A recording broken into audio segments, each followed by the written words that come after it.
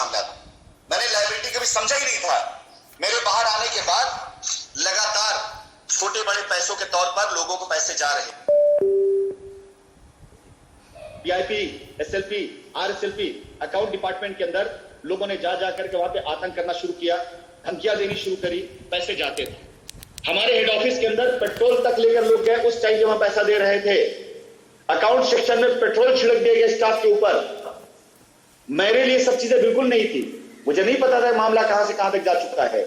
हमारे ऑफिस के दरवाजे तोड़े गए, 10-10 लाख, 15-15 लाख रुपए एक एक आदमी, एक एक प्रेसिडेंट नाम पर असाइन किया गया हर दिन के लिए।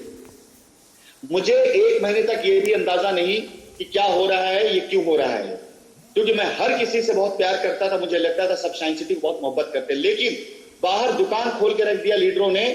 30% कटौती के ऊपर पैसा चाहिए तो पैसा दिला दूंगा, और चाहे मेरे जरिए और चाहे स्टाफ के जरिए प्रेशर करके पैसा दिलवाया गया। यस माय डियर, पैसा दिया गया। अकाउंट डिपार्टमेंट और बैंक अकाउंट इसके विटनेस हैं।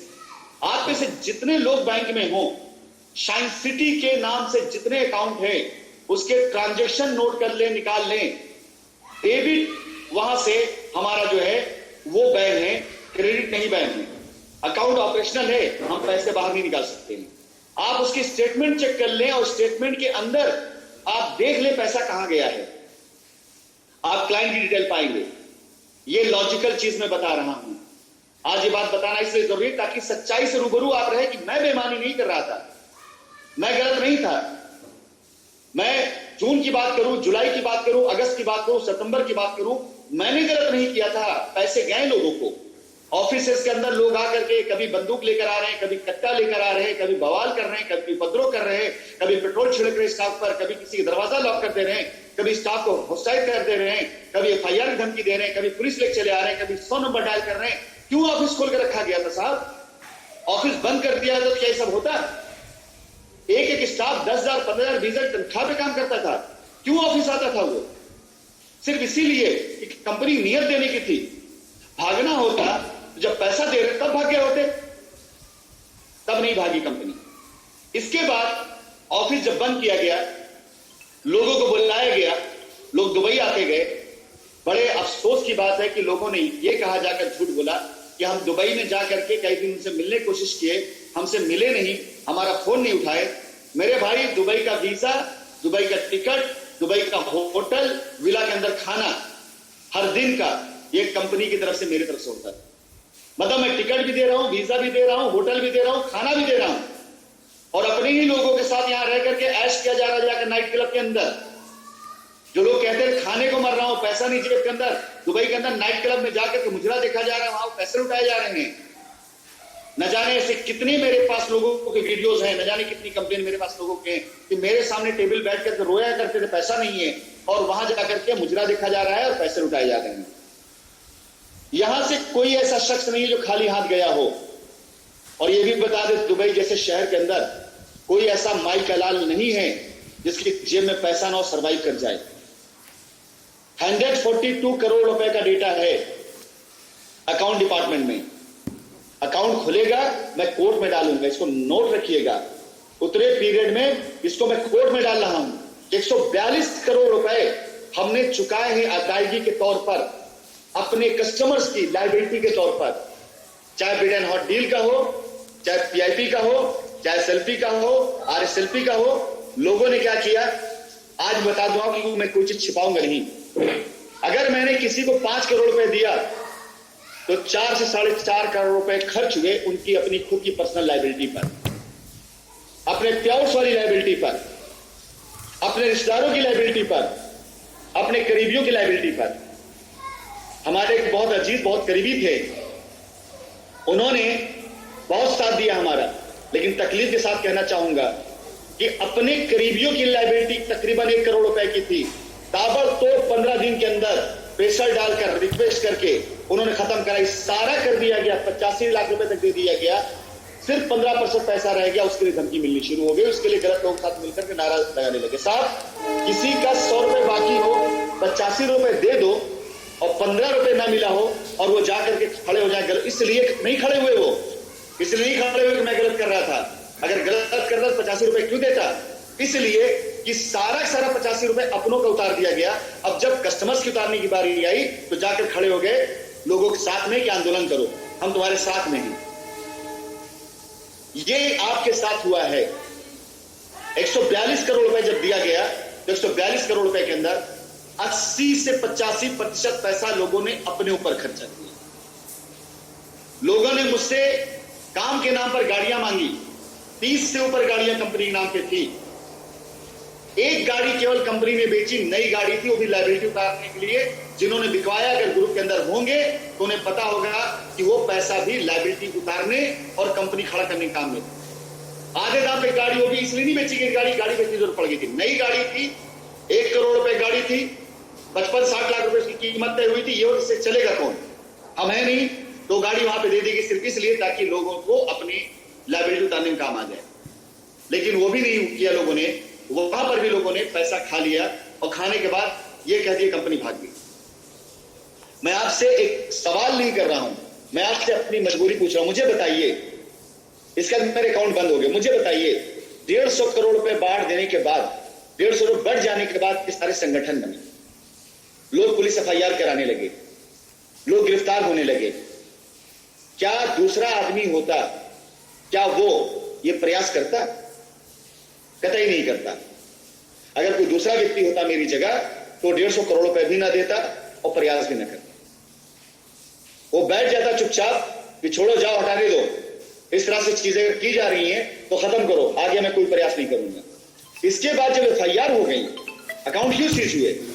क्यों? क्योंकि बैंक FIR जब कर दिया, जब FIR हो गई तो इन्वेस्टिगेशन ऑफिसर ने बैंक अकाउंट को इसलिए सीज कर दिया कि लोगों ने FIR में ये डाला कि सारा पैसा लेकर भाग जाएंगे।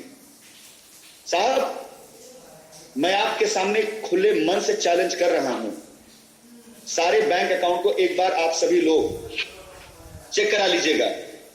और चेक कराने के बाद आजकल बैंकिंग व्यवस्था में ये सब चीजें बड़े आसानी से हो जाता है, बहुत आसानी से बैंकिंग व्यवस्था में होता है सारी चीजें कि आप बैंक अकाउंट ऐसे चेक करा लिए।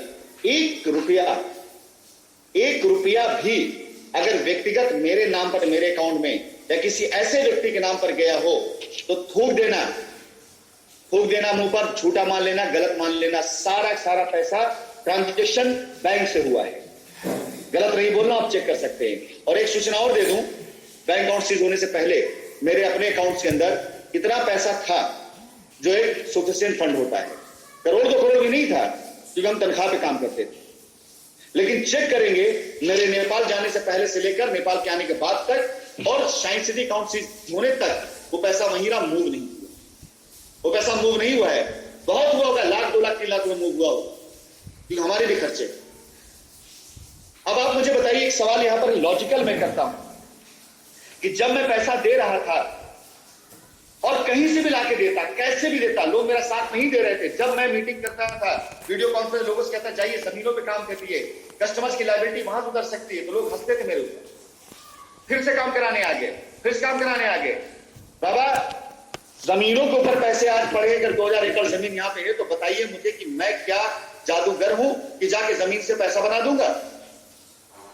अब मुझे आप बताइए कि अगर FIR कर देने के बाद बैंक अकाउंट बंद हो गए, सीज हो गए, पुलिस ने सीज किया, तो कहां से पैसा दे सकता हूं मैं? और क्यों सीज हुए?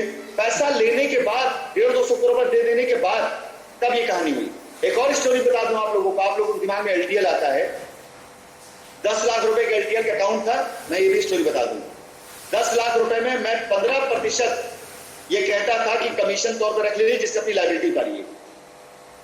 25% आप में से जो एसोसिएट होंगे जानते होंगे, हर एक टीम के लिए बैंक अकाउंट अलग अलग थे और यह बनाया गया था कि 25% पैसा बैंक अकाउंट में छोड़ दिया जाएगा आप लोगों के लिए, बाकी पैसा ट्रेड के लिए जाएगा। उस 25% पैसे में आप लोगों को अपनी पूरी लायबिलिटी उतारनी है और काम भी करना है। यानी 40% पैसा, 10 लाख में 4 लाख कंपनी वहीं छोड़ देती थी लायबिलिटी उतारने के लिए। तब मेरे पास कुछ बड़े बड़े लीडर्स आते गए दुबई और बोलते सर LTL में इतना बड़ा काम हो रहा है, हम लोग को पेआउट क्या मिलेगा? मैंने कहा टीम बचा लो, कंपनी बचा लो, इतना कमाया 5-6 सालों में, 2-4-5 महीना साथ दे दो, बहुत पेआउट आ जाएगा। लोगों ने बोला सर बगैर पेआउट कोई काम नहीं करता है। मैंने कहा बगैर पेआउट काम अभी तक हुआ है। उस टाइम पर लीडर्स के बजट बनाए गए, किसी को 2 करोड़, किसी को 1 करोड़, किसी को 50 लाख, किसी को 3 करोड़, किसी को 5 करोड़, इस तरह पैसा उस समय भी दिया गया। 40% पैसा छोड़ने के बाद 60% पैसा आ रहा है, वहां से पैसा लीडर्स को दिए गए कि लीजिए जाइए लाइबिलिटी उतारिए, लाइबिलिटी काम करिए। वो पैसे भी आज तक नहीं गए, आज तक मुझे हिसाब नहीं मिला। और ग्रुप तैयार थे, उससे गाली दी जाती थी हमें। यानी अकाउंट में पैसा छोड़ा, बैंक में मौजूद पैसा दिया, एलटीएल का पैसा दिया, उसके बाद भी ग्रुपों में गाली खा रहे हैं। कोई संघर्ष नाम ग्रुप बना रहा है, कोई पैसे वापसी नाम ग्रुप बना रहा है, कोई शायद चोर नाम ग्रुप बना रहा है, कोई मुझे गाली दे रहा है, हमारी मां बहनों गाली दे रहा है, हमारे खानदान कुछ तो गाली दे रहा है, पता नहीं क्या क्या कर रहा है कोई। और आपने खुद देखा, उसके बाद भी मैं कोशिश कर रहा हूं, लॉजिकली आपसे पूछूंगा मेरे भाई, 150, 200, 250 करोड़ रुपए बांट देने के बाद भी, गाली खाने के बाद भी मैं आज आपसे कनेक्टेड हूं। क्यों? क्योंकि उन हरामखोरों जैसा मैं नहीं हूं जो हराम की खाने के लिए कुछ भी कर जाए। ये बात बताना इसलिए जरूरी ताकि आपको इस बात की एश्योरेंस मिलेगी कि आपका पैसा आपको मिलेगा। क्योंकि मैंने कोशिश करी है, मैंने पैसा दिया है, मेरे करीब करीब 18 बैंक अकाउंट हैं, उन्हें निकलवा लीजिए। सारे बैंक अकाउंट इंडिया के अंदर ही हैं, उनमें से मैक्सिमम बैंक अकाउंट लखनऊ के अंदर हैं, 1-2 अकाउंट इलाहाबाद ब्रांच के अंदर है, 1 अकाउंट बनारस ब्रांच के अंदर है, 3 से 4 अकाउंट दिल्ली ब्रांच के अंदर है, और कहीं नहीं है बैंक अकाउंट। ये निकलवा के आप देखेंगे तो 18 अकाउंट्स के अंदर 21 जून 2019 से लेकर के नवंबर 2019 तक आप कम से कम 200-250 करोड़ रुपए का ट्रांजैक्शन पाएंगे, जो कस्टमर्स को दिए गए या जमीन की रजिस्ट्री के लिए गए, और कोई नहीं पाएंगे आप। अब आगे आ जाता हूं मैं। ये जब कहानी खत्म हुई, मैं आप लोगों को एक बात याद दिलाना चाहूंगा, आपकी मेमोरी में बात हो रहेगी। जिन लोगों ने आपसे कहा चाहिए FIR कर दीजिए, कंपनी भाग गई, क्या वो आपको परेशान दिखते हैं? उस समय परेशान दिखते थे। क्या वो रोजी रोटी के लिए परेशान है? क्या उनकी गाड़ियां बिक गई? क्या वो आज भी अपने पैसे के लिए कस्टमर्स की तरह परेशान है? जो आंदोलन करते थे, जो संघर्ष करते थे, जो कंपनी भागी, जो फ्रंट लाइन के लोग थे, मैं बताता हूं, सबकी कुंडली निकाल के रखा है मैंने। किसी का NCR में मकान है, किसी का दिल्ली मकान है, कोई मुंबई में सेटल है, कोई कलकत्ता में सेटल है, किसी का बार चल रहा था, किसी क्लब चल रहा था, किसी का पेट्रोल पंप चल रहा है, किसी के पास कॉमर्शियल फ्लैट है। हर आदमी सेटल है आज की डेट में। जरा सोचो दिमाग से, 5 सालों तक, 4 सालों तक, 6 सालों तक जो स्टेज पे खड़े कहते थे मैंने इतने करोड़ कमाए, मैंने ये किया, मैंने वो किया, ऐसा कौन सा आफत आ गया था 3 महीने के अंदर कुछ फकीर हो गए थे? वो कंपनी देने वाली थी, वो लेने वाले थे, कंपनी ने 150-200 करोड़ उसके बाद भी बांटा। ऐसा कौन सा गाज उन पे गिर गया था 3 महीने फकीर हो गए थे? वो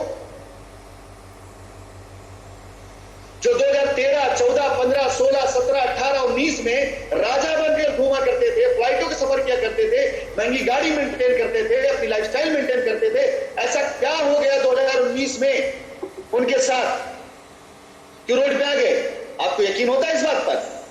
मैं तो नहीं कहता मैं रोड पर आ गया हूं, 2 साल से मैं कुछ नहीं कर रहा हूं आप लोग साथ, मैं तो नहीं कहता मैं रोड पर आ गया हूं। ऐसा कौन सा उनके साथ हो गया था? मेरे साथ का पैसा आता था, पे आउट जाता था, रिवॉर्ड जाता था, जमीन खरीदता था, EIP पैसा वापस करता, उनको कौन सा पैसा देना होता था? उन्होंने कौन सा पैसा दे रखा था? अगर किसी ने आपको अपने बैंक की चेक दी है तो तब गारंटी दी है 2 वजहों से, या तो कंपनी का बहुत लॉयल है, कंपनी पे इतना भरोसा था, या तो अपने अकाउंट में पैसा लिया है और अपना पे आउट एडजस्ट किया है। अगर 10 लाख का पे आउट बना था और कंपनी ने उस महीने का पे आउट नहीं दिया था, तो कस्टमर से 10 लाख रुपए अपने अकाउंट में लेकर अपने अकाउंट की चेक दी उसने और अपना पे आउट यहां सेटल किया। ऐसे नहीं किसी ने दिया आपको इस तरह से चेक, या तो कंपनी का दीवाना था वो, और या तो उसने अपने अकाउंट पैसा लिया। और कंपनी के हर दीवाने के साथ में खड़ा, उसकी जिम्मेदारी मेरी है। उसने भले अपने अकाउंट पैसा लिया, उसने अपनी चेक दी, उसको क्लियर कराने की जिम्मेदारी मेरी है।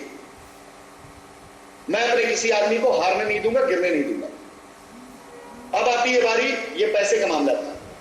माय डियर, लॉजिकली मैं आपसे सवाल करता हूं, इतना पैसा देने के बाद अगर FIR की कतार लग जाए, लोग धरना प्रदर्शन करने लग जाए, गालियां देने लग जाए, लोगों की गिरफ्तारियां होने लग जाए, कौन सी कंपनी प्रयास करने आएगी मेरे भाई? कौन सी कंपनी दूसरी कोशिश करेगी? आपको पैसा मिला या नहीं मिला, मैंने पैसा दिया है, मेरे बैंक अकाउंट बोलेंगे इस बात को। एक लीडर ऐसे थे यहां पर, दुबई आए 2 से 3 लोग, बड़े लीडर थे, बड़ा नाम था, आए यहां पर, उन्होंने मुझसे कहा सर 5 करोड़ रुपए खाली मुझे अगर मिल जाता है तो मैं अपनी टीम की करीब तकरीबन 50 करोड़ की लायबिलिटी खत्म कर दूंगा। मैंने कैसे? बोले कि मेरे इसमें जमीन है, मैं जमीन के सारे लोगों से बात होगी, सारे लीडर से बात होगी, सब कुछ हो गया। मैंने कहा डन है? बोले पक्का डन है सर। कंफर्म किया गया, 3 दिन मेरे साथ रहे, अच्छे से यहां रहे। हालांकि 3 दिन के अंदर 5 करोड़ का फंड उनके लिए किया गया कि चलो यहां से ये उठा लो, यहां से उठा लो, यहां से उठा लो, ये प्रॉपर्टी ले लो, इसको बेचकर देखो। 5 करोड़ का फंड को दिया गया, जिस समय अगले दिन उनकी टीम आने वाली थी। दोपहर में 1 बजे उनकी टीम लैंड होने वाली थी, सुबह 10 की फ्लाइट करा चुके थे भाई साहब। उनकी टीम के 12 लोग यहां लैंड करते हैं और उनकी फ्लाइट सुबह को चुकी 10 बजे। मैंने बोला टीम आ रही, पर मिल लीजिए। बोले सर शादी पड़ी है घर में, जाना बहुत जरूरी, आप देख लीजिएगा, बाकी बात कर लो। उसके बाद गए, जाने के बाद से संपर्क में नहीं और गालियां दी मुझे। उनकी टीम के लीडर मौजूद है इस मीटिंग के अंदर और मैंने उनसे यही पूछा था लॉजिकली बताओ बेटा कि 12 लोग तुम लोग लैंड करते गए, फ्लाइट लेकर यहां आते गए, कि आपके लीडर यहां मौजूद है, कंपनी रास्ता दे रही, क्यों ये आदमी 3 घंटा पहले फ्लाइट लेकर पकड़ के भाग गया? क्यों? अगर मुंह पे पुछवा दूंगा 5 करोड़ रुपए दिया 50 करोड़ लायबिलिटी के लिए, तो आप लोग मुझे गाली नहीं दोगे, उनको गाली देना शुरू करो। अच्छा एक चीज और होती थी, आपको पैसा नहीं पहुंचा, एक बात और होती थी, अगर किसी की लायबिलिटी 1 करोड़ की है और मैं उसे 25 लाख देता था, ये कहकर 25 रखो, बाकी धीरे धीरे आगे देंगे, तो भी मुझसे कहता था, लॉजिकल था कि सर अभी बताइएगा मत कितना दिया आपने, मैं इसी 25 से सबको मेंटेन करूंगा। तो मुझे भी लगता था यार 75 भी और देना, मैं क्यों जाऊं लोगों को कहने के लिए, बंदा ईमानदारी से काम कर रहा है। लेकिन उस 25 से 20 अपने पास रखता था बंदा और 1-1 लाख रुपए 5 को देकर मेरी बात करा देता था। सर लीजिए, बात कर लीजिए, मैंने पैसा दे दिया, जी sir thank you very much, थोड़ा आगे देख लीजिए। मुझे भी लगता था कि 75 के कर्जदार अभी मैं हूं, तो मैं भी कुछ नहीं बोलता था, लेकिन मुझे नहीं पता था कि 25 में से 5 बढ़ रहा है, 20 अंदर जा रहा है। मुझे पूरा यकीन है 150 करोड़ रुपए में से 100 करोड़ रुपए गबन में गया है, मुझे पूरा यकीन है। और वो गबन जिन्होंने किया वो चोरों से कहता रहा कि चलो मिलके चोरी करते हैं और चौकीदारों से कहता रहा कि जागते रहो। खुद चोर बन करके चोरी किया और कस्टमर्स का जाइए एफआईआर करें, एफआईआर कर लीजिए। हर बंदे ने कोशिश ये करी कि उसका कस्टमर एफआईआर ना करे, इसलिए उसने अपने कस्टमर लायबिलिटी खत्म। चलिए आगे बढ़ता हूं। यह था पहला वो प्रयास जहां लोगों ने धोखा दे करके मुझे फेल किया और जहां पे मैं बिल्कुल हताश हुआ। अब आई बारी इसके बाद उन कस्टमर्स के लिए जिनको हम लोगों ने जमीन पर सेटल किया। मेरा बैंक अकाउंट सीज हो चुका था, बैंक अकाउंट मेरा बंद हो चुका था, ट्रांजेक्शन नहीं हो सकते थे। तब हम जमीन पर उतरे, हम जमीन पर आए, हमने जमीन पर रिडेम्पशन देना शुरू किया। रिडेम्पशन जमीन पर डेवलपमेंट चार्ज दिया जाता था, उसका लॉजिकल मैं आपको वजह बताता हूं। कोई जमीन ऐसी नहीं थी जहां पर हमारे एडवांस ना पड़ी, रजिस्ट्री भी थी, किसान पास एडवांस थी, तो किसान का प्रेशर आता था भाई साहब अगर आप पैसा नहीं देंगे, रजिस्ट्री नहीं कराएंगे, फिर पैसा आपको डूब जाएगा। डेवलपमेंट चार्ज अगर नहीं लेंगे, बैंक अकाउंट सीज है, तो प्लॉट कहां से कटेगा, सड़कें कहां से बनेंगी। ऑप्शन दिया गया कि अगर आपके पास 10 लाख रुपए आपका बकाया कंपनी में, 2 लाख और देख करके 14-15 लाख रुपए का प्लॉट अपने नाम करा लो। प्लॉट की कीमतें फालतू नहीं रखी हुई है।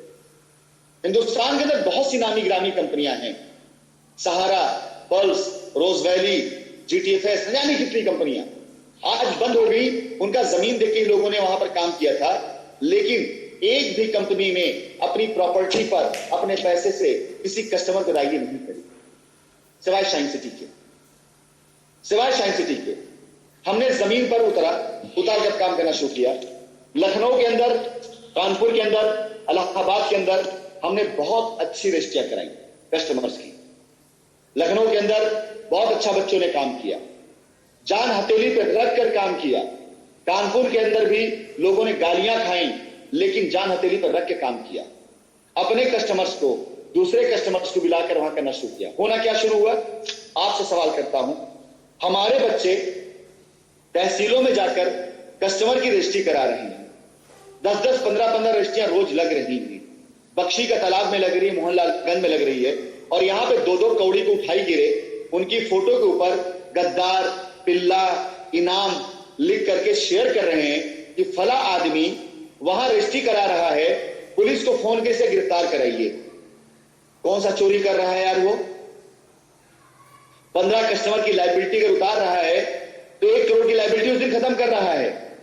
मुझे जवाब दीजिए, अगर आप होंगे ये काम करने वाले और आपकी फोटो बनाकर वायरल किया जाए, FIR कराई जाए, तो क्या आप या अपने बेटे को आप अलाउ करेंगे कि नहीं बेटा कोई भी रिस्क हो, जाओ साइंस सिटी के लिए जान दो तुम? कोई अलाउ नहीं करेगा मेरे भाई। आप हमसे मांगते हमारा पैसा दो, कैसे दे बताइए सही, कैसे दे? जिनके जरिए देने की कोशिश की गई 80% खा के और FIR की झड़ी लगा करके बैंक अकाउंट सीज करा दिया गया। कहां से दे बताइए? जमीन पे कोशिश की गई, हम कह सकते थे 2 साल पहले, 1.5 साल पहले कि साहब हमारा बैंक अकाउंट सीज हो गया है, अब नहीं मिलेगा पैसा, लेकिन उसके बाद हमने तकरीबन 5000 से ऊपर प्लॉट की रजिस्ट्री कराई, 5000 से ज्यादा प्लॉट की रजिस्ट्री। इसमें मैक्सिमम लोगों ने बड़ी ईमानदारी के साथ काम किया, लेकिन यहां भी बेईमान लोग आते गए और सबसे बड़ी बेईमानी हमारे कुछ लैंड मैनेजर्स ने किया। इससे आपका लेना देना नहीं है, लेकिन कानून का लेना देना जरूर है। आप देखिएगा कि एक आदमी कटघरे में और कोर्ट में ना खड़ा रहा तो नाम बदल दीजिएगा। लैंड मैनेजर्स ने डायरेक्ट कस्टमर को ऑफर करना शुरू किया, आइए किसान के पास पैसा पड़ा हुआ है, 1 करोड़ रुपए देना है, कंपनी 80 लाख दी हुई है, कबूल रहा है वो हरामखोर, 20 लाख और देना है, दे करके रजिस्ट्री करा लीजिए आप अपने नाम पर। और हमारे कुछ मठाधीश टाइप के लोगों ने यही काम किया। हमारी जमीन की रजिस्ट्रियां लग रही हैं, तो उन रजिस्ट्रियों में बहुत से लोगों ने कस्टमर की लायबिलिटी ली और कस्टमर की लायबिलिटी लेकर के डायरेक्ट किसान को पैसा और लैंडमेयर पैसा देकर कमीशन खोरी काम करके रजिस्ट्री अपने नाम कराना शुरू कर दिया। 30% से ऊपर रजिस्ट्रियां ऐसी फेक और फर्जी कराई हैं लोगों ने, जिसके ब्यौरे मैं कोर्ट में डाल चुका हूं, फाइल तैयार है। और अगर किसी ने ऐसा किया है तो राशिद नसीम ये बात कह रहे हैं कि वो भूल जाए उस जमीन को, उस पर कब्जा नहीं मिल पाएगा उसको। अगर बाउंड्री करा भी लिया होगा ना, मैं इसलिए करा दूंगा, उसका पैसा डूब चुका है, पक्का डूब चुका, मान चलेगा अगर किसी ने गलत किया है। लेकिन अगर किसी ने सही तरीके से कंपनी प्रोसेस रजिस्ट्री कराई है तो वहां पर उसकी लायबिलिटी फ्री है। कहीं कोई कमी होगी, म्यूटेशन की, दाखिल खारिज की, कब्जे की, तो जो तरीका मैं लेके आ रहा हूं उस तरीके से आपको कब्जा भी मिल जाएगा, दाखिल खारिज भी हो जाएगी और आपका पैसा सुरक्षित भी हो जाएगा। और गलत तरीके से होंगे तो नहीं हो पाएगा। मैंने जमीन के जरिए आपकी लायबिलिटी खत्म करने की कोशिश करी, लेकिन वहां पर मासूम बच्चों की गिरफ्तारियां हुई। जिन लड़कों ने कोई कसूर नहीं जिनका, उनकी गिरफ्तारियां हुई। दिल तब हिल गया जब सोनभद्र से एक लड़का अपने कस्टमर, MP से, सिंगरौली से एक लड़का अपने कस्टमर को लेकर आया लखनऊ। परेशान हाल था बेचारा, लेकर आया कि चलो लखनऊ में आपको जमीन दिला देते हैं, आप लायबिलिटी उतार लो। कस्टमर ने क्या किया? कस्टमर पुलिस फोर्स लेकर के आया, पुलिस फोर्स के साथ में विजिट करने आया और यहां पर आकर के उस बच्चे को गिरफ्तार कर लिया। 1-2 लोग और गिरफ्तार हुए। मेरा सवाल है आपसे, लीगल और लॉजिकल दोनों, कि क्या किसी की गिरफ्तारी से आज तक किसी को पैसा वापस मिला? क्या FIR करा देने से आपको पैसा वापस मिला? ये बेवकूफ जाहिल किस्म के लोग न जाने कितने दिन से PIL के नाम पे चंदा इकट्ठा कर रहे हैं। पब्लिक इंटरेस्ट लिटिगेशन सरकारी और सरकारी संस्थाओं के लिए होता है, प्राइवेट सेक्टर्स के लिए नहीं होता है। और अगर PIL आप दाखिल करते हैं तो जिन जिन पार्टीज को आप पार्टी बनाते हैं उनके पास नोटिस जाती, नोटिफिकेशन जाता है और रिपोर्ट मांगा जाता है, लोकल थाने को जाता है, अथॉरिटी को जाता है, जो कंसर्न पार्टी उसको जाता है, फिर एक रिपोर्ट भेजता है वो। आप PIL डालेंगे, कोर्ट थाने भेजेगा, भाई इसका स्टेटस क्या है? अगर भाई कोर्ट ने लिया भी संज्ञान में तो कोर्ट लिख के भेजिएगा कि FIR दर्ज है और जांच चल रही है, इतने लोग गिरफ्तार हैं, इतनी की रजिस्ट्रियां हुई। कोर्ट पैसा नहीं दिलाता है, कोर्ट पैसा नहीं दिलाएगा, लेकिन आप टारगेट करा रहे, आप उल्टे सीधे अल्फाज बोलकर, गंदे शब्दों टारगेट पे आ रहे। एक भाई साहब हैं जिनसे मेरी बातचीत हुई है, हर मीटिंग को ज्वाइन करते हैं वो, मैं देखता हूं, बहुत परेशान है, पारिवारिक परेशानी उनकी है, पिताजी की पेंशन लगा चुके हैं, बहन बहनों के पैसा लगा चुके हैं, घर में बिल्कुल ट्रस्ट चल रहे हैं और नेतागिरी में सबसे आगे कूदते हैं। और मैं गारंटी देता हूं उनका पैसा नहीं मिल पाएगा, इसलिए नहीं कि मेरी नीयत खराब है, इसलिए समझा समझा के थक गया हूं। अगर 10 कस्टमर तैयार हो रहा है अपनी रजिस्ट्री कराने के लिए, अपने पैसे के लिए, तो नेतागिरी 2 साल से झाड़ रहे हैं, वो 2 साल से नेता बने कूद रहे हैं और ठेंगा पाए हैं वो, बस मिला क्या है, चंदा इकट्ठा उसे भरा वो भी पा गए।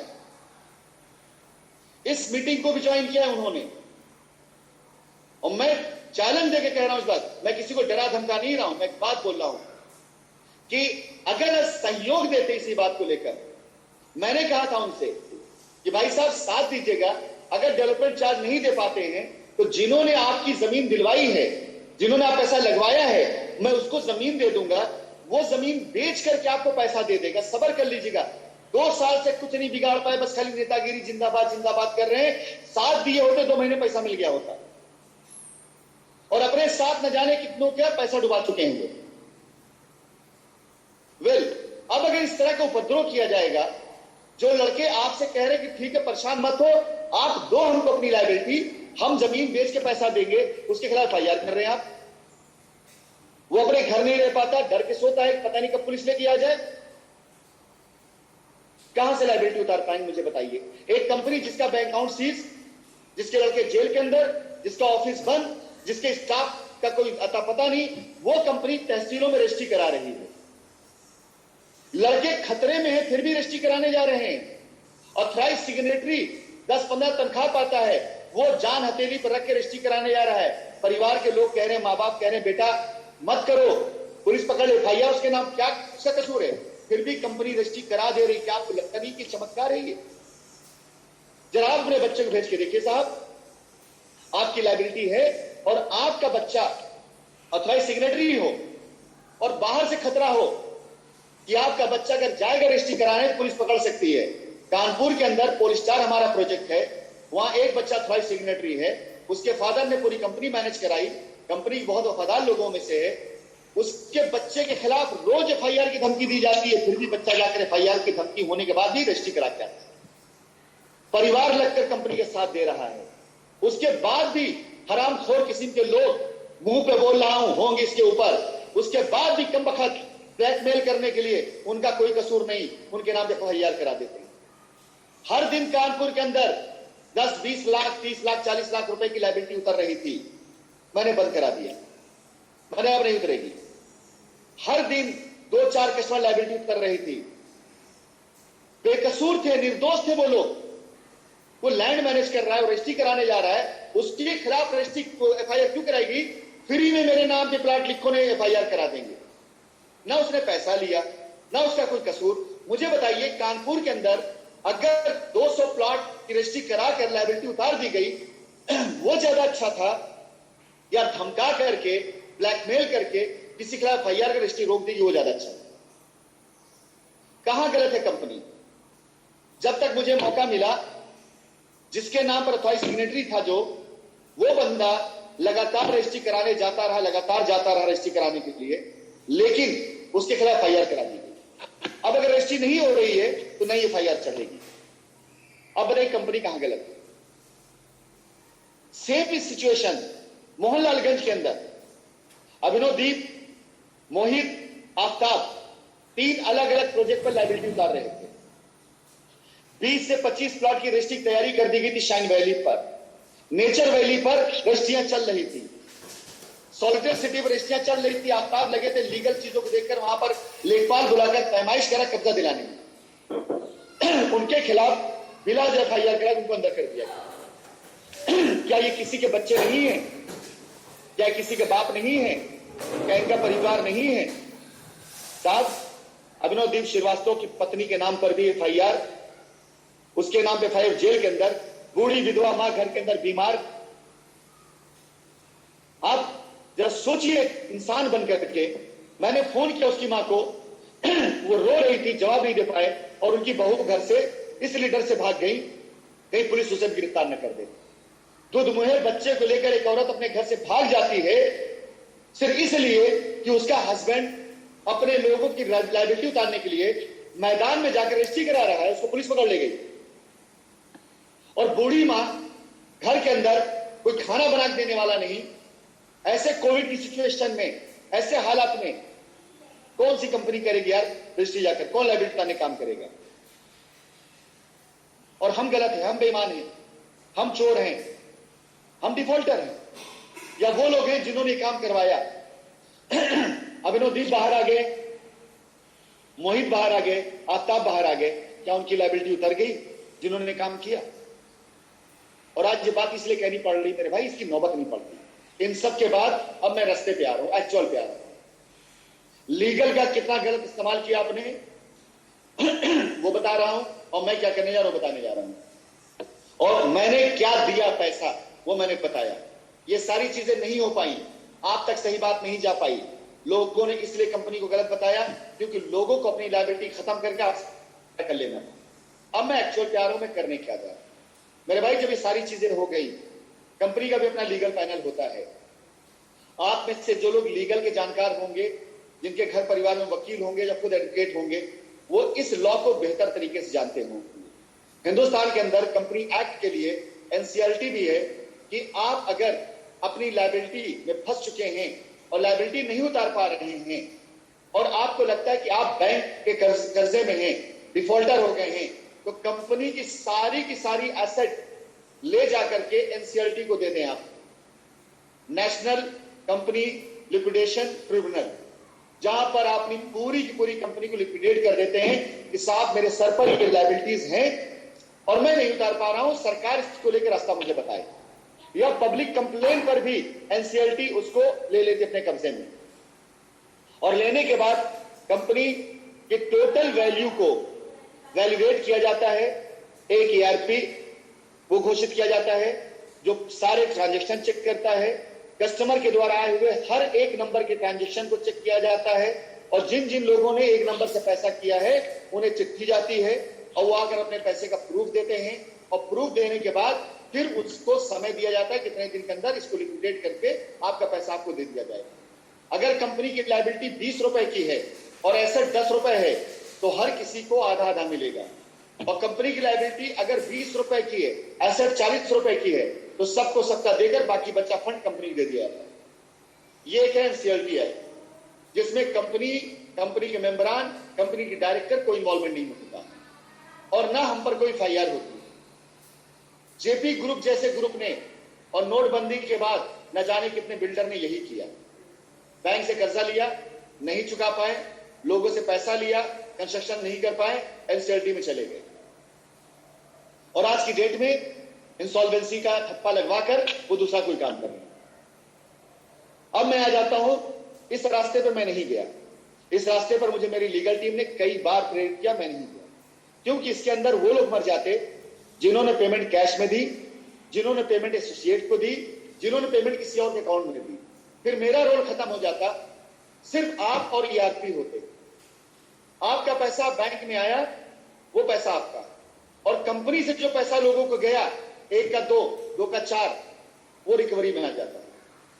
हर एक किसान, हर एक लैंड मैनेजर, उन सबको चिट्ठी भेज के बुला लिया जाता, और बुलाने के बाद अगर आपका 1 रुपए कंपनी में आया, 1 के बदले 2 गया, तो आपसे सवाल कि पैसा आपको क्यों मिला, और बहुत कुछ हो सकता था। मैं वहां नहीं गया। दूसरा आता, भारत देश के अंदर हजारों ऐसी कंपनियां हैं जिन्होंने रास्ते को अपनाया है। हाईकोर्ट जितने भी देश के अंदर हैं, सब में एक मेडिसिन सेंटर है। अगर ये सारी सेक्शन है, रियल एस्टेट साइंटिफिक की नहीं, कुछ धाराएं ऐसी हैं जिन्हें कंपाउंडिंग ऑफेंस में गिना जाता है कि इन धाराओं पर जेल नहीं होगी, सजा नहीं होगी, एक मौका दिया जाएगा रास्ता निकालने का। एक होता है नॉन कंपाउंडिंग ऑफेंस कि एक बार एफआईआर हो गई तो वो फिर कोर्ट में जाकर के ही साबित होगा, या तो सजा होगी या बरी होगी। और एक होता है नॉन कंपाउंडिंग ऑफेंस, कंपाउंडिंग में तो नॉन कंपाउंडिंग से मर्डर हो गया, बैंकरप्सी हो गई, आपने फ्रॉड किया, आपने झूठ बोल करके, गलत बोल करके डकैती डाली, अटेम्प्ट टू मर्डर हो गया। सेक्शंस होती, धाराएं होती हैं कि ये धारा कंपाउंडिंग ऑफेंस है और ये धारा है नॉन कंपाउंडिंग ऑफेंस है। अब अगर आपने कंपाउंडिंग ऑफेंस की धाराएं हैं जो हमारे ऊपर लगी है, अगर आप वकील हैं तो पता कर लीजिए, इसमें भारत देश का कानून समझौते का ऑप्शन देता है, प्रावधान है कि लेने वाला अगर साबित कर रहा है मुझे लेना है, और देने वाला अगर साबित कर रहा है कि मैं दे सकता हूं, तो दोनों को बीच में बैठ करके मीडिएशन करा करके एक सीमित समय सीमा के अंदर अंदर इनका समझौता करा दिया जाए। कोर्ट, कानून, कचहरी रास्ता निकालने की, रास्ता निकले, सुधार के लिए, बर्बादी के लिए नहीं। अब मैं इन सारे के सारे मामलात को खुद कोर्ट में लेकर गया हूं, जा रहा हूं, और सारे हर जगह के मामला मैं खुद कोर्ट में डाल चुका हूं कि साहब ये मेरे ऊपर लायबिलिटी है। यहां समझिएगा, यही रास्ता आपका है। ये मेरे ऊपर लायबिलिटी है, ये मेरी कंपनी के एसेट है, ये मेरे पैसे किसानों के पास पड़े हैं, ये मेरे पैसे लैंड में से एडवांस पड़े हैं। मेरे ना रहने की वजह से, मेरा ऑफिस ना खुलने की वजह से, मेरा स्टाफ ना रहने की वजह से लोग गलत तरीके से रजिस्ट्रियां करा ले रहे हैं, लोग किसानों को प्रलोभन देकर रजिस्ट्री करा ले रहे हैं, लोग मेरा पैसा मार ले रहे हैं, लोग अनाज रजिस्ट्री करा दे रहे हैं। ये सारा का सारा पैसा मेरे कस्टमर्स का है, ये सारा का सारा पैसा मेरे क्लाइंट का है। इसके साथ ही साथ हजारों एकड़ की जमीन हमारी पड़ी हुई है, जिस पर लोगों ने अपनी कुदृष्टि लगा रखी है, जिसको लोगों ने अपने बाप का माल समझ रखा है, जो कि गरीब गुरबाओं के पैसे से खरीदी गई है। हमको मौका दिया जाए, हमारा ऑफिस खोलने का मौका दिया जाए, हमें हमारा स्टाफ बैठाने का मौका दिया जाए, हमारा बैंक अकाउंट खोलने का मौका दिया जाए, और हमारे ऊपर एक मॉनिटर कोर्ट से तैनात किया जाए जो हर एक चीज की मॉनिटरिंग करे, और हम अपने कस्टमर्स का पैसा वापस देना चाहते हैं। हम पर जो एफआईआर हैं, उन एफआईआर को 6 माह के लिए उस पर कोई भी प्रक्रिया रोक दी जाए, कोई गिरफ्तारी ना हो, ताकि हमारे लोग आकर अपने कस्टमर्स को बुलाकर उनकी रजिस्ट्री करा सकें। हमारे बैंक अकाउंट को सरकार, कानून अपनी निगरानी में ओपन करे कि अगर कोई डेवलपमेंट चार्ज दे रहा है तो दिखे कि पैसा कहां से आया और कहां जा रहा है। 1 रुपया हमें नहीं चाहिए, 1 पैसा हमें नहीं चाहिए, 1 इंच जमीन हम नहीं लिखवाएंगे अपने नाम पर। हमारा सारा पैसा, हमारा सारा का सारा जमीन हमारे कस्टमर के लिए। कोर्ट के अंदर हम इसको अप्लाई कर चुके हैं। इसके साथ ही साथ हमने समय सीमा बहुत कम मांगी है, और अगर हमारी परफॉर्मेंस अच्छी रही, हम कर ले गए तो बहुत अच्छी बात। किसी वजह से अगर आधा तिया भी बचा रह गया तो भी हम आगे भी समय मांगेंगे, आपको बता के चलेंगे। लेकिन इसका मतलब ये नहीं कि अगर हमने 6 माह का समय मांगा तो आपका काम 6 माह के बाद शुरू हो। कोर्ट में हमने पेपर अप्लाई किया, जिस दिन हमारी तारीख थी उसी दिन सुप्रीम कोर्ट के एक वरिष्ठ न्यायाधीश, उनका देहांत हुआ। उनके कैंडोलेंस में भारत देश की सारी कोर्ट उस दिन बंद थी, और अब भी वेकेशन चल रहे हैं। कोर्ट के अंदर अर्जेंसी बेसिस पर हमने कई बार अप्लाई किया, लेकिन अभी ऐसे केसेस में डेट नहीं लग रही। शायद वेकेशन चल रहा है, जून के फर्स्ट वीक में वेकेशन खत्म हो जाएगा, कोर्ट जैसे प्रॉपर बैठने लग जाएगी। हम खुद को बोल रहे हैं कि हमें आपका पैसा देना है, हम लड़ नहीं रहे आपसे, हम आपके लिए कोर्ट में आए कि हम आपका पैसा देना चाहते थे। हम सारे ब्यौरे दे रहे हैं कि देखिए हमने बैंक अकाउंट से इतने पैसे पहले दिए, देखिए हमने इतनी रजिस्ट्रियां कराई, 50% से ऊपर एफआईआर रजिस्ट्रेशन करा चुके हैं। हम उस सारी चीजें लगा रहे हैं कोर्ट के अंदर एविडेंस के तौर पर। कोई आज नया शुरू नहीं कर रहे हैं, 2019-20 का डेटा हम दे रहे हैं। हमने इतनी रजिस्ट्री कराई, इतना पैसा हम बांट चुके हैं, इतनी जमीन मेरे पास में है, ये पैसे के लोग गबन कर रहे हैं, इतनी गाड़ियां मेरे पास में है, इतनी प्रॉपर्टी मेरे पास में, इतना एडवांस गया है। आप में से जो बुद्धिजीवी है, जो कानून का ज्ञाता है, क्या उसको अपने दिल दिमाग से खुद सोचेगा कि अगर मेरे पास 2-2.5 हजार करोड़ का माल है और 400-500 करोड़ की लायबिलिटी है, और कोर्ट में मैं खुद कह रहा हूं कि भैया मैं करता चला रहा हूं, लेकिन मुझे मौका नहीं मिला, तब मैं नहीं किया। अगर मुझे 6 माह का मौका दे दिया जाए तो मैं सब खत्म कर दूंगा। तो कानून के दायरे में आप बात करिएगा कि क्या आपको लगता नहीं कि यह समय कोर्ट हमें देने वाली है? यस माय डियर, ऐसा फैसला कोर्ट में हजारों बार आ चुका। इकलौते हम नहीं है, पहले हम नहीं है, हमसे पहले सर्वोच्च न्यायालय, उच्चतम न्यायालय में ये फैसले कई बार आ चुके। हमने कोई बैंक से लोन नहीं लिया है, हमने कोई डिफॉल्टर नहीं है, हमने कोई बैंक करप्सी नहीं करी है, हमारी जमीन हमारे पास नहीं है। हम ये केस खत्म कर सकते हैं, हम ये पूरा का पूरा मामला खत्म कर सकते हैं, हम एक आदमी की लायबिलिटी उतार सकते हैं। यहां 3 रास्ते हमने दिए हैं।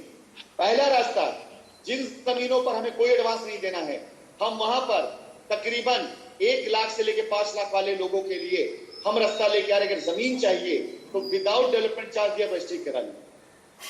एक रास्ता यस उनके लिए भी किया जा रहा है, और मॉनिटर कोर्ट से होगा, कोई गलत पैसा आपसे नहीं ले पाएगा। इसके बाद 5 लाख से ऊपर 50 लाख तक हम आपको प्राइम लोकेशन की प्रॉपर्टी ऑफर कर सकते हैं कि आप इन प्रॉपर्टी को लेकर के 5 से 10%, 20% डेवलपमेंट चार्ज दे सकते हैं अगर देना चाहें तो। और अगर आपको लगता है कि आप पैसा नहीं देंगे, डेवलपमेंट चार्ज नहीं देना, आपको जमीन नहीं लिखवानी है, आपको आपका पैसा चाहिए, तो अपनी जमीन को हम अदर सोर्सेस से लिक्विडेट करेंगे, चाहे हम किसी थर्ड पार्टी को बेचें, चाहे जो करें, और आने वाले पैसे को एक प्रॉपर तरीके की ईएमआई बना करके, अगर 100 कस्टमर हैं, 200 कस्टमर हैं, 1000 कस्टमर हैं, उन सबको कोर्ट की मॉनिटरिंग में वो पैसा हम आपको वापस करेंगे। ये हलफनामा हम लिख कर कोर्ट के दिए हैं। ये हलफनामा के जरिए हम आ रहे हैं कि जो हम कह रहे हैं वो रिटर्न में कोर्ट में होगा। अगर कोर्ट का आदेश जैसे जिस दिन आ जाता है उस दिन से प्रक्रिया शुरू हो जाएगी। अगर हम गलत करेंगे तो कंटेम्प्ट ऑफ कोर्ट होगा, और कोर्ट के आदेश को अगर कस्टमर नहीं मानेगा तो कंटेम्प्ट ऑफ कोर्ट, किसान नहीं मानेगा तो कंटेम्प्ट ऑफ कोर्ट होगा, लैंड मैनेजर नहीं माने कंटेम्प्ट ऑफ कोर्ट होगा। एक एक गाड़ी कंपनी की, एक एक जमीन कंपनी की, एक एक एडवांस कंपनी का कंपनी वापस खींच के लाएगी। क्यों? क्योंकि ये उत्तर प्रदेश का ही नहीं, भारत देश के अंदर ये बहुत बड़ा मामला है। अगर किसी को यह लगता है कि गलत तरीके से अपनी रोटी सेक रहा है तो तैयार हो जाए जेल की रोटी खाने के लिए। अगर किसी को यह लगता है कि कस्टमर को बरगला कर, झूठ बोलकर, गलत तरीके से उकसा करके वो आगे भी कुछ कर लेगा तो तैयार है कानून का एक्शन के लिए। अब मैं अपनी बात को सम करता हूं और आपको शॉर्ट में बताता हूं वो 3 बातें। हमने पैसा दिया मेरे भाई, पैसा आप तक नहीं पहुंचा, मेरी मजबूरी थी, जो लोग मेरे पास आते थे वही मेरे सामने फोन नहीं दे सकता, एक एक आदमी हिसाब में नहीं ले सकता था, लेकिन जब मैंने हिसाब मांगा तो उन्होंने मेरा फोन उठाना बंद किया है, उनके नंबर बदले। जमीन मैंने दी, जमीन की रजिस्ट्रियां हुई, कुछ लोगों ने गलत कराया, FIR किया, लोग गिरफ्तार होने लगे, मैंने जमीन की रजिस्ट्री बंद कराई। अब मैं कोर्ट के द्वारा आपके पास आ रहा हूं 3 रास्ते लेकर। पहला रास्ता, आप चाहे फ्री में जमीन लिखवा लें उन जगहों पर जहां पर मेरे पास पैसा देना नहीं मुझे, उन जगहों पर जहां में कुछ पैसा देना है, प्राइम लोकेशन प्रॉपर्टी है, वहां पर जाकर के आप जमीन लिखवाएं, 10-20% डेवलपमेंट चार्ज देना पड़ेगा। आप दोनों रास्ते नहीं जाना चाहते, आप हमें 6 माह का समय दीजिएगा। कोर्ट के आने के बाद हर महीने किस्त बनाऊंगा मैं, हर महीने किस्त बनाकर आपको पैसा दिया जाएगा। 6 माह के बाद एक बार फिर बैठेंगे, अवलोकन किया जाएगा, कितना दे दिया, कितना बचा है, उसके हिसाब से कोर्ट से फिर समझना। लेकिन मैं आपका पैसा देना चाहता हूं, मैं वापस आना चाहता हूं। मैं कोई भी काम करवा के नहीं कि आप माल बेचो हमारा तब देंगे, नहीं, इतना माल है मेरे पास, आपसे कुछ भी नहीं चाहिए, सिर्फ आपका विश्वास जो था वो और सही साथ चाहिए। मैं गलत नहीं था, मैंने गलत नहीं किया था, मैं चोर नहीं हूं, मैंने चोरी नहीं की, मेरे साथ चोरी हुई। एडवांस पड़े हैं, किसानों को बहका करके लोग वो एडवांस खा जा रहे हैं। जमीनें हमारे पास हैं, किसानों से जमीन अपने नाम लिखवा ली जा रही है। जमीन दी गई तो अपने नाम पर प्राइम लोकेशन जमीनें कर ली, पैसा दिया गया, लोगों ने अपने नाम पे खर्च कर दिया। लूटी कंपनी है, लूटा कंपनी को गया है, और बेवकूफ आपको बनाया गया, आपको बेवकूफ बनाया गया। और आप बेवकूफ बन करके कभी इसके चक्कर में, कभी उसके चक्कर में, गलती आपकी भी नहीं थी, गलती हमारी है।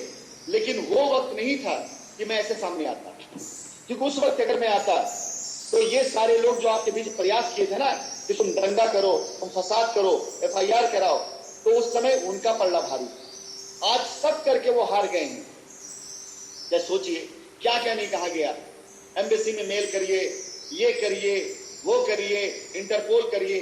अबे 2 साल हो गया मेरे भाई, 2 साल हो गया, धरना करिए, प्रदर्शन करिए, 20 लोग गिरफ्तार हो गए, आधे ज्यादा लोग छूट के बाहर आ गए। किसका पैसा मिला इससे?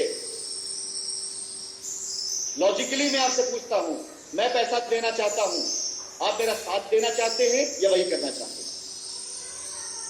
आप मेरा साथ देना चाहते हैं या गलत लोगों के हाथ कठपुतली बनना चाहते हैं? मैं आप लोगों से यही कहना चाहूंगा कि कोर्ट खुलने दीजिए। 1-2 साल नहीं लगना है, 10-15 दिन के अंदर कोर्ट खुल जाएगी।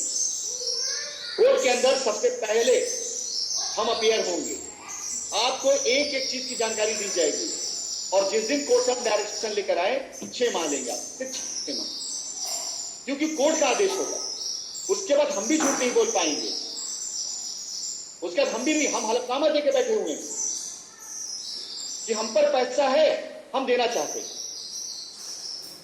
हम इनकार ही नहीं कर रहे हैं, आप पैसा मेरे पास नहीं है, हम डिनाई नहीं कर रहे हैं, हम मान रहे हैं पैसा है मेरे पास, हमें मौका तो दीजिए। हम पैसा दे रहे हैं बैंक से, लोग खा जा रहे हैं, FIR कर रहे हैं, हम जमीन लिखवा रजिस्ट्री कर रहे हैं, लोग हमारे लोग गिरफ्तार करवाए जा रहे हैं। तो हमारे कोई रास्ता नहीं इसके अलावा कि हम कोर्ट में जाकर प्रोटेक्शन लें। किसान में प्रोटेक्शन दीजिए, हमारे लोग आपके लिए तैयार हैं। हम उन बच्चों को सेव करते हुए जो मैदान में जाकर के साइंस सिटी के जीने मरने कस्में खाते थे, उन्हें सेव करते हुए आपके लिए काम करेंगे। मेरे पास यही एक एक्चुअल रास्ता है। आपका पैसा जो अकाउंट में है वो अकाउंट में है, जो जमीन पे है वो जमीन पे है। मैं आपको कोई पैसा लेकर नहीं। 40% से ऊपर पे आउट बढ़ता था, 15-20% पे आउट के साथ रिवॉर्ड में जाता था, 5 से 7% ऑफिस के खर्चे थे, स्टाफ सैलरी, किराया, गाड़ी घोड़े, गार्ड। उसके बाद भी जमीन आपके पास है। हजारों एकड़ का लैंड बैंक पड़ा हुआ है। उत्तर प्रदेश, बिहार, बंगाल, ये वो जगह है जहां maximum land bank. Chhattisgarh, Jharkhand, Delhi, Noida, maximum land bank आपके पास है। बाकी भारत देश के अंदर बहुत पैसा बटा है, बेइंतहा पैसा बटा है। कहां से आया पैसा? 2019 से कस्टमर की लायबिलिटी वहीं रुक गई है। एक का दो है तो एक का दो ही लेना है आपको, लेकिन जमीन की कीमत 2019 से 2021 में जो बढ़ी है, अगर 1000 करोड़ थी तो 1500 करोड़ हुई है। हर जमीन हमारी कीमती हुई है। मेरे पास ऑफर आए, ये बात ध्यान सुनिएगा, वेरीफाई कराइएगा। ऑफर आए लैंड मैनेजर से कि इस जमीन का पैसा इतना ले लीजिए और फला का नाम लिख दीजिए, चुपके से रख लीजिए। मैंने साफ मना किया, मेरे भाई मुझे पैसे नहीं चाहिए। जरूरत पड़ेगी नाम बता दूंगा बंदे का कि किसने ऑफर किया था। मेरी जमीन की डील कर दी गई कि यह जमीन के नाम लिख दिया जाए। ऑथराइज सिग्नेटरी को बरगला दिया गया कि तुम चुपचाप आकर रजिस्ट्री कर दो। 1-2 करोड़ नहीं, जब मैंने मना किया 200 करोड़ ऐसी जमीन तैयार कर दी गई कि और लिखवाया है लोगों ने। छोड़ूंगा नहीं, मैं छोड़ूंगा नहीं, लिखवाया है लोगों ने। कुछ जमीनें डायरेक्ट अपने लोगों का नाम लिखवा दिया गया, ये कहकर कि हमारे पैसा लगा। आपको बता दे, कोर्ट में डाल दूंगा ना कि बीएनडी के नाम पे पैसा था तो बीएनडी ही दूंगा या कैश दूंगा। कोई कानून नहीं कहता कि आपने 5 लाख दिया है तो 5 लाख के बदले में किसी और काम के लिए तो 10 लाख की जमीन बगैर मर्जी की लिखवा लीजिए, उसकी लिखवा लीजिए। ये नॉर्मल लेन देन नहीं भाई साहब, कंपनी इन्वॉल्व इसके अंदर, कुछ लोग जुड़े हुए हैं ऐसे भी जिन्होंने काम किया है। ये नॉर्मल लेन देन नहीं है। और आप में से तकरीबन लोगों को पता है कि 7 साल में राशिद नसीम ने कानून का सामना करके सीखा है। फिलहाल मैं अपने सभी ग्राहकों को, मैक्सिमम मेजॉरिटी लोगों की, ये बताना चाहता हूं, भाई मेरे अगले हफ्ते 10 दिन के अंदर कोर्ट खुल जाएगी। दुआ करिए आप भी कि जल्दी खुल जाए। भारत देश का कानून हमें यह अधिकार देता है कि हम मेडिसिन सेंटर में जाकर के अपनी लायबिलिटी को कबूल लें, हम कबूल रहेंगे। मान लें कि हमें पैसा देना, मान रहे। रास्ता दे दे, हम रास्ता दे रहे हैं। 3 रास्ता। जो कस्टमर चाहेगा सिर्फ प्लॉट लेना, पैसा नहीं देना चाहेगा तो उसके लिए प्लॉट है, पैसा नहीं देना। जो कस्टमर चाहेगा कि ठीक है हमें प्राइम लोकेशन प्रॉपर्टी चाहिए, थोड़ा डेवलपमेंट चार्ज देना पड़ेगा। और जो कस्टमर कहता भैया आप कुछ नहीं दे सकते, मेरा पैसा दे दो, हम उसको किस्त बना के पैसा दें। ज्यादा समय नहीं लेगा, कोर्ट खुलने दीजिए, आदेश आने दीजिए। हम खुद लिख के 6 महीने समय मांग रहे हैं। 6 माह आपने 2 साल दिया है परेशान होकर। 6 माह मेरे भरोसे पर मेरे साथ चल कर हो सकता है पूरा ना उतार पाए, लेकिन जितना भी उतारेंगे बच्चे का रास्ता और आसान है। ये उपद्रव बंद कराएंगे, ये गाली गुप्ता बंद कराएंगे, ये एक दूसरे के ऊपर अविश्वास वो बंद करेंगे। आपका पैसा मेहनत से आपने कमाया ना, लक्ष्मी वापस लौट के आपके पास है, लेकिन उसकी सम्मान के साथ, उसी प्यार के साथ आप हमसे भी कमाएंगे।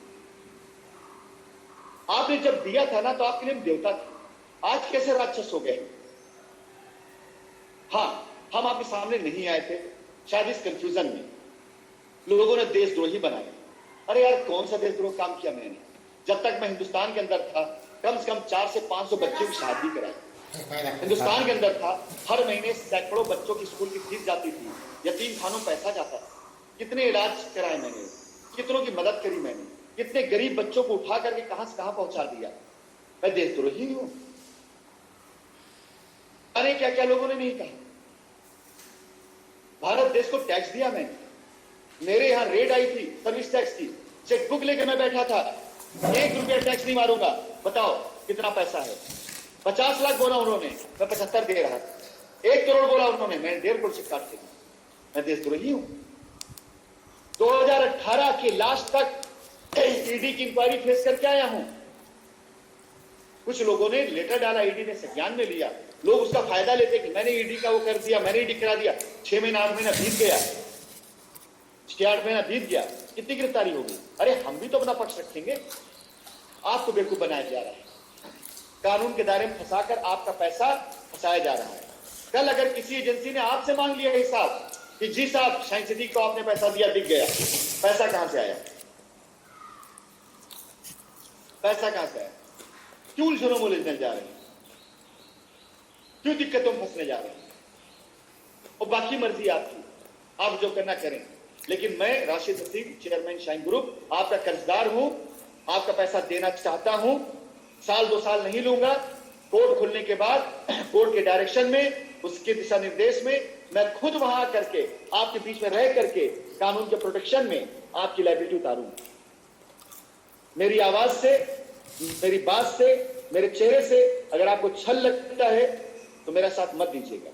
अगर आपको जरा सा भी लगता है ना, तो आपने चोर उचक्कों का साथ दिया, बेईमानों का साथ दिया, हरामखोरों का साथ दिया, चंदाखोरों का साथ दिया। जो इंसान पैसा देना चाहता है, जिसका वाकई आपका पैसा है, जो दे सकता है, उसका साथ दीजिए ताकि आप पैसा वापस। और कुछ नहीं चाहिए साथ में, आप खुश रहिए, बीपी मत हाई करिए, टेंशन मत रहिए। आपका बेटा, आपका भाई, आपका गार्जियन, आपका सरप्रस्त बनकर वादा करता हूं, आपकी जिम्मेदारी उठाने की तैयार हूं, करूंगा और जरूर करूंगा। सिर्फ आशीर्वाद दीजिए, और कुछ नहीं चाहिए आपको, और कुछ नहीं चाहिए आपसे। 1 रुपया उस जमीन से मैं नहीं रखूंगा। न जाने कितने मौके मेरे पास आए कि साहब ये जमीन अपना पूरा सौदा कर दो, हमें दे दो, पैसा ले लो। कसम खा कहता हूं 1 रुपया नहीं दिया, और चाहता ले लेता। इलाहाबाद में मौका आया, मांडा में मौका आया, मिर्जापुर में मौका आया, बनारस में मौका आया, लखनऊ में मौका आया, गोरखपुर में मौका आया, कलकत्ता में मौका आया, दिल्ली में मौका आया, उत्तराखंड में मौका आया। ये सारी जगहों पर अगर मैं हां कर दूं तो एक बार फिर से 100 करोड़ रुपए मेरे पास आ जाएगा, 100 करोड़ आ जाएगा मेरे पास। और आज कुछ उठाई गिरे ये कहते हैं कि राशिद नसीम बेवकूफ बना रहे लोगों को। अबे तुमसे मैं क्या लेके जाऊंगा, तुम्हारी औकात क्या मुझे देने की।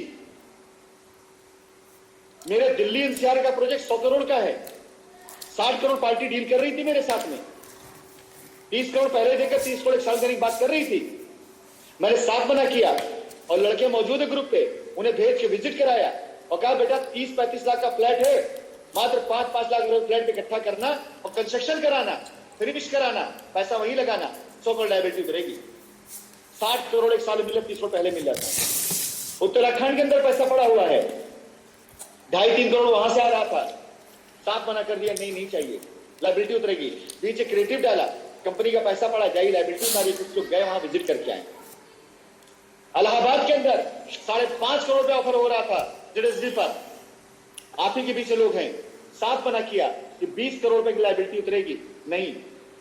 10 लाख रुपए बीघे के तौर पर 250 बीघा मांडा के अंदर तय हो रहा था मामला कि पैसा रख लीजिए, जहां चाहिए वहां मिल जाएगा, ये जमीन लिखवा दी। साफ मना कर दिया, नहीं चाहिए। मिर्जापुर माउंटेन हेवन 2 डील हो रही थी, आए थे लोग मेरे पास, लिखवा दीजिए, नहीं किया। बिहार के अंदर 1 नंबर का बेईमान चोर निकला लैंड मैनेजर, कंपनी का पैसा करोड़ों पे वहां पड़ा हुआ है। कंपनी लायबिलिटी उतारने के लिए बार बार प्रयास करती है, सौदेबाजी कर रहा है। आधा पैसा हमें जो डेवलपमेंट करता है, बिहार रजिस्ट्री होने नहीं होने देंगे रजिस्ट्री। ओमना के अंदर प्राइम लोकेशन की जमीनें हैं, सामने लोग बैठे होंगे, हो सकता है आपसे बात करें बिहार के लोग। पैसा मुझे डायरेक्ट मिल रहा था कि रख लीजिए, जमीन लिख दी मेरे नाम पर। मैंने कहा जमीन लिखवा लो, पैसा जमीन पे डाल दो। सासाराम के अंदर पैसा डायरेक्ट आ रहा था, साफ मना कर दिया। छत्तीसगढ़ के अंदर पैसा डायरेक्ट, साफ मना कर दिया। 100 करोड़ रुपए एक साथ फिर से आ जाता, साफ मना कर दिया। 250 करोड़ रुपए किसान पास एडवांस है, जिसे कोई ब्यौरा नहीं है। 100 करोड़ रुपए किसान से वापस मैं ले सकता था डायरेक्ट। आज भी बहुत से लोग विटनेस है जो कहते हैं किसान कंपनी बात करे तो उनका पैसा वापस दे देंगे, किसी और को नहीं देंगे। एक किसान ऐसा नहीं होगा जो कह दे कि राशिद नसीम फोन गया कि तुमको 1 करोड़ रुपए दिया है, मुझे 50 लाख दे, 50 लाख तुम रख लो। नहीं, मैं आपको अपनी औकात बता रहा हूं। आज चाहूं 200-250 करोड़ रुपए अगर मालिक न करे बेईमानी से अपनी जमीनों से ले सकता हूं। 2 साल में 20 मौके आए, नहीं लिया। और ये गद्दार, मक्कार, हरामखोर मुझे बेईमान कहते हैं, मुझे भगोड़ा कहते हैं। मिर्जापुर, मांडा, गोरखपुर भूल चुके हैं आप, दिल्ली भूल चुके हैं आप, उत्तराखंड भूल चुके हैं आप, जहां पैसे पड़े हमारे। हम वहां से पैसा निकाल के ला सकते थे। आप सिर्फ अपनी 5 लाख की लायबिलिटी देख रहे हैं साहब। 2-250 करोड़ तो मैं ऐसे ही उठा सकता था। बेईमानी नहीं की कि नहीं ये पैसे हमारे लोगों को लायबिलिटी उतारने के लिए। 20% आपसे कहते हैं कि डेवलपमेंट चार्ज दे दीजिए, बाकी जमीन लिखवा लीजिए, तो आप गालियां देते हैं। 50% बाहरी बिल्डर दे रहा है मुझे। जिस वैदिक विहार पर, पैराडाइज गार्डन पर 10-20% देने में नानी मरती लोगों को, उन जमीनों पर 50% बाहरी बिल्डर दे रहा है कि 10 करोड़ का माल है, 5 करोड़ ले लो और मेरे नाम लिख दो, भूल जाओ, हम देख लेंगे सारा सब कुछ। हम उससे 50% नहीं पकड़ते, अपनी अंतरात्मा की आवाज के उससे। और आप 10-20% अगर बात की आती है तो हमारे लोगों को गिरफ्तार करवाते हैं। आप क्या करना चाहिए मुझे? लड़कों को गिरफ्तारी होने दें या माल बाहरी को बेच के निकल जाए, और या आपकी गालियां खाकर आपकी लायबिलिटी उतारें? क्या करना चाहिए मुझे? कभी सोचा इस एंगल से आपने? कभी सोचा उस बच्चे के बारे में जिसकी बीवी अपने दूध मुहे बच्चे को लेकर के भाग गई घर से, सास घर के अंदर बेचारी भूखी प्यासी मर रही है, मैं पड़ोसी को फोन करके कहता हूं बेटा खाना पहुंचा दो घर पे, उसकी मां का कोई नहीं देखने वाला है। कभी सोचा उसके बारे में आपने? उसकी है कि वो लायबिलिटी उतारने की आपकी। और साहब अगर बेईमान होना और राशिद नसीम को ना 10 दिन लगेंगे, 10 दिन के अंदर 100 करोड़ रुपए का मैं माल हिंदुस्तान के अंदर बेच करके सब सेटल कर सकता हूं, लेकिन बेईमानी से नहीं करूंगा, कुछ बेईमानी से नहीं करूंगा। मैं बेईमान नहीं हूं मेरे भाई। जिस जमीन पे 10-20% मांग करके गाली खा रहा हूं ना, उस जमीन 50% डायरेक्ट बाहर से ऑफर, बाहरी को देंगे कुछ नहीं देगा, आपको देंगे, लायबिलिटी खत्म हो, कंपनी नाम बनेगा, इज्जत बचेगी। न जाने कितने गरीब परिवार अपनी बच्चों की शादी के लिए पैसा इन्वेस्ट किए हैं, न जाने कितने गरीबों ने अपना पैसा जन्म भर पूंजी लगा दी थे। अपराध है, पाप है मेरे लिए यार पैसा लेकर बाहर जाना। आप पता नहीं कौन सा पैसा देख रहे हैं, अकाउंट 2 साल से सीज है, मैं पैसा लेकर भाग गया। 42 दिन तक मैं कोर्ट में वहां रहा, नेपाल में रहा, अकाउंट खाली कर दिया लोगों को प्याउट बांटने में, लौट के आए, लोगों को पैसा दिया, ताड़ा पैसा भेजते, कौन सा पैसा लेकर भागा बताओ जरा मुझे। 2 साल से बैंक अकाउंट सीज है, कहां पर आपने मेरे घर बरसाया पैसा? सारी जमीन पड़ी है वहां पर। 60 करोड़ मिल रहा था दिल्ली में, नोएडा, दारूएड़ा और दिल्ली प्रॉपर्टी की, मना कर दिया, नहीं गुप्ता जी नहीं चाहिए पैसा, ये 100 करोड़ लायबिलिटी खत्म हो जाएगी मेरे बच्चों की। भागना इसको कहा जाता है। अगर यही भागना है ना, ये ईमानदारी भागना है, तो मालिक करे ये ईमानदारी सबको आए, ये भागना सबको आए। आज तक अभी तक ईमानदार बना हूं अपने कस्टमर्स के लिए। क्यों? क्योंकि मुंह में चांदी का चम्मच लेकर के नहीं पैदा हुआ था, एक मिडिल क्लास फैमिली से आया था। मेरे शरीर के कपड़े आपने बदले, मेरे शरीर की रूपरेखा आपने बनाई, मेरी बॉडी को ताकत आपने दी, मेरी आंखों की चमक आपने दी, मेरा साम्राज्य आपने बनाया। लखनऊ शहर के अंदर चप्पल पहन करके आया था 2012 में, रहने को घर तक नहीं था मेरे पास। ईमानदारी से काम करके सारा साम्राज्य बनाया, और मुझे पता है ईमानदारी की ताकत। अगर राशिद नसीम 2012 में अपने पैरों में चप्पल पहन करके लखनऊ शहर के अंदर कदम रखते हैं, ईमानदारी से काम करते हैं और आपका सहयोग मिलता, साइंस सिटी बन जाती है, तो आज अगर ईमानदार बन गए तो साला एक देश में नहीं कई देशों के अंदर नाम हो जाएगा। और आज की अपनी औकात है, इसके बारे बता दूं, आप लोगों की दुआओं से ठीक ठाक कमा खा रहा हूं। इतना टैलेंट है कि 2 घंटा आपको दिया है ना, किसी बाहरी को दे दूं तो 10-20 लाख रुपए कमा लूं। मार्केटिंग का गुरु माना जाता हूं, मुझसे बड़ा प्लानर किसी को लोगों ने माना नहीं है। यही मेहनत बाहर कर दूं ना, दूसरी देश में बैठा हूं, बाहर कर दूं तो इससे अच्छा पैसा बना सकता हूं। और यहां कर्जा उतारने के लिए लड़ रहा हूं, कर्जा उतारने के लिए भीख मांग रहा हूं। टैलेंट इतना है कि नंबर बंद कर दूं, आपसे ना बात करूं, आप परेशान रहेंगे, लोग जेल जाते रहेंगे, लोग परेशान रहेंगे, साल भर बाद भूल जाएंगे।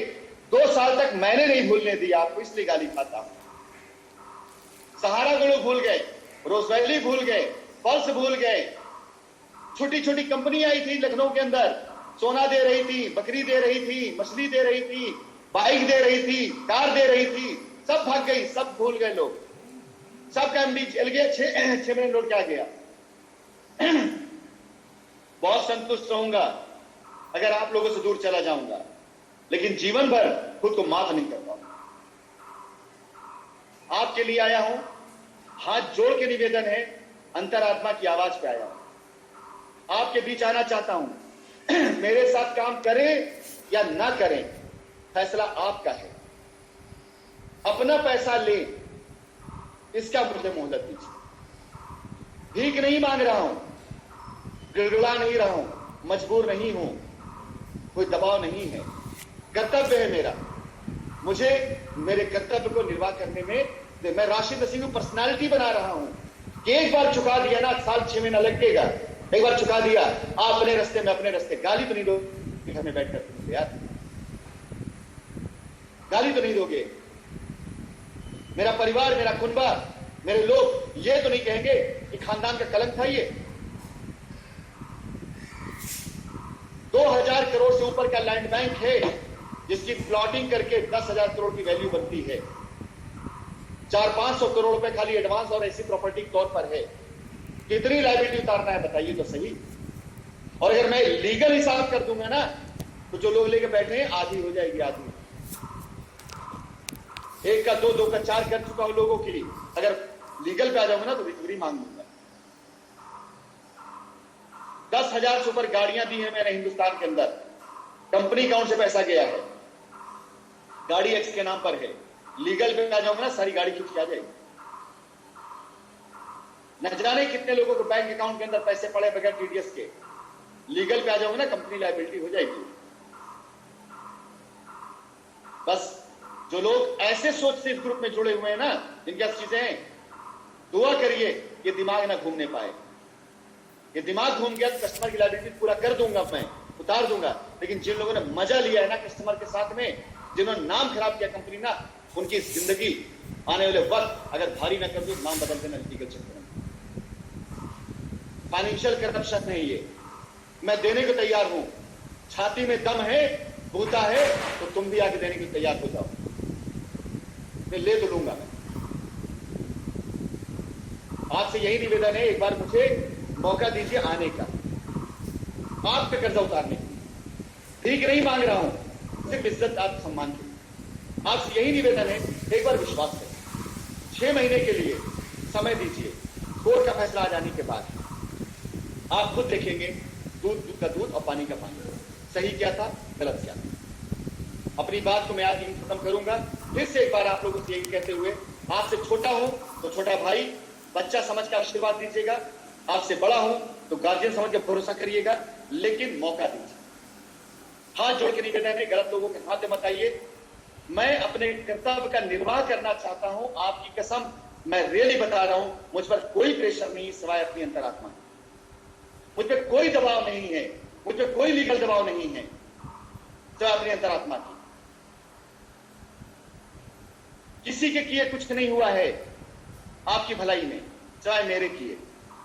अगर एक जमीन भी आपकी लिखाई गई है, एक पैसा भी आपका मिलना है, तो मैं ओके करूं तभी हो पाएगा। एक जमीन अगर आप में से कोई लिखवाता है किसी फर्जी तरीके से, तैयार हो जाइए अपना पैसा डुबवाने के लिए। और लिखवा भी चुके हैं गलत तरीके से, तो भी तैयार हो जाइए। बस अपनी बात को यही खत्म करूंगा। उम्मीद करूंगा कि मेरी बात को ज्यादा तक लोगों तक पहुंचाएंगे आप। अगली मीटिंग 2 दिन बाद फिर रखूंगा मैं। 10,000 लोगों तक मैं पहुंचूंगा, ये मेरा लक्ष्य है, और 10,000 लोगों तक पहुंच करके अपनी बात पहुंचाऊंगा, मेरा लक्ष्य है। मैं गलत नहीं था। 2019 मैंने पैसा कैश में दिया, 150 करोड़ के आसपास कैश की अदायगी करी, बाकी अकाउंट में पैसा दिया, सारा अकाउंट में डिटेल मौजूद है, मेरे बैंक अकाउंट चेक करा लीजिए। 2020 में मैंने जमीनें लिखवाई हैं, रिडेम्पशन दिया है, लोगों ने वहां पे भी लोचा किया है। आपसे वादा करता हूं, कोर्ट का फैसला आ जाने दीजिए, कोई गलत नहीं कर पाएगा आपके साथ में, आपका पैसा आपको वापस मिलेगा। धन्यवाद। ये मामला मैंने लायबिलिटी कभी समझा ही नहीं था। मेरे बाहर आने के बाद लगातार छोटे बड़े पैसों के तौर पर लोगों को पैसे जा रहे हैं।